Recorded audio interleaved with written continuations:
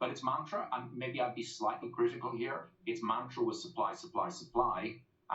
There was little discussion of demand. It's not a fashionable thing to say, but I think there has to be some look at the scale of immigration that we've had recently, because no matter how much benefit immigration brings to an economy, it also affects housing demand for everyone living here, whether they're Irish or foreign. And I think that element of it wasn't explored, and I think it's something that we need to have a discussion about in public debate here. It's making the observation, I think, I've got the figures in front of me, that between 2011 and 2022, more than 550,000 people were added to the domestic resident population, but the overall pool of dwellings only expanded by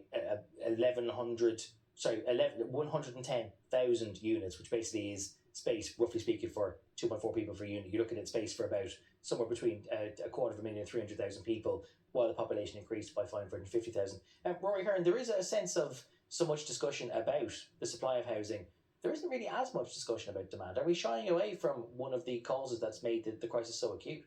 No, I don't think we are. I think there's very clear recognition that our population has grown.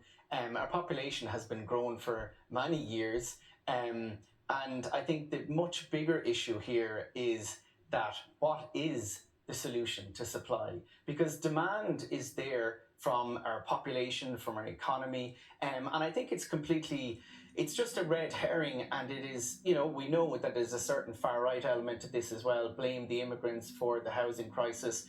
The housing crisis has been caused by 10 years of housing policy that has completely been over-reliant on the private market, on institutional funds, rather than the state actually developing new ways to deliver housing